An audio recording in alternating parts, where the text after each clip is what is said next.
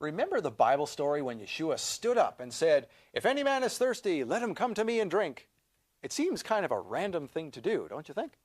Yeshua just stands up in the middle of Jerusalem and shouts out this thing out of nowhere. If you don't know the context, it does seem really strange, but that's just it. If you know the context, it's not strange at all. In fact, everything Yeshua did was timed perfectly to coincide with the prophecy about him, so that people would recognize that he was the fulfillment of prophecy. The place, the time, the circumstances, everything matters and makes a lot more sense when you understand the story behind the story. Early this week marked the end of Sukkot, known as the last great day, Hoshana Rabbah. And it was, how's that for my Hebrew? Perfect. It was on this day in history that Yeshua stood up and shouted, "If any man is thirsty, let him come to me and drink." So why did he do that on this particular day? What was going on that would cause him to say such things? Well, to figure that out, you're going to need two things. Number one, the chronological Gospels. And number two, the astronomically and agriculturally corrected biblical Hebrew calendar. Now, if you already have your calendar, take it out. Let's have a look. Today is the fourth Shabbat in the month of Tishri, after the conclusion of Sukkot. And you'll notice on your calendar some small type on certain days, if you're new to this calendar.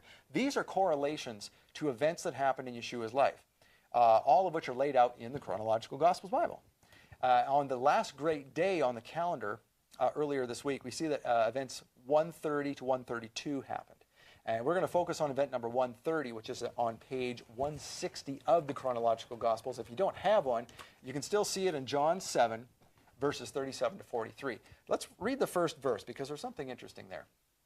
In the last great day of the feast, Yeshua stood up and cried, "If any man thirst, let him come to me and drink."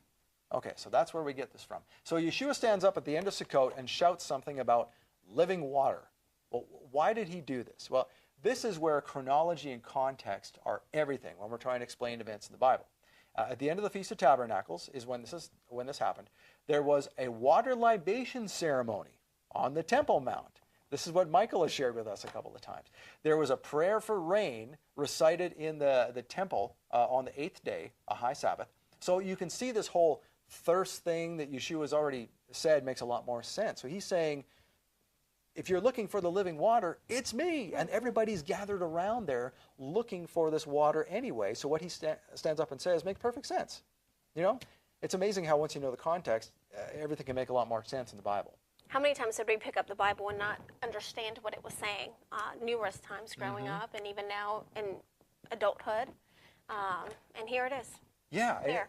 And it just makes it so much clearer. Like before you read that, you might even skip over it going, okay, yeah, whatever, I don't understand that, and just read on. But now, all of a sudden, that has all kinds of context. So what is Yeshua getting here? Well, if anyone would accept the drink that he had to offer, it would be a source of living water, which in the next verse it explains that that's the Holy Spirit, of course.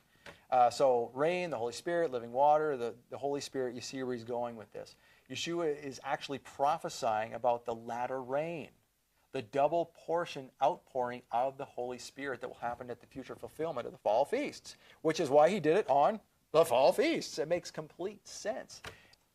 The last great day is known as Simchat Torah, rejoicing in the Torah. After the rabbis instituted the triennial and later the annual weekly Torah portion during the Second Babylonian exile, the 8th day is now the day that the annual Torah reading is concluded and commenced. So you can imagine then that this was a huge deal. It was a celebration. Yeah. It's the last great day. It's a big feast. Right.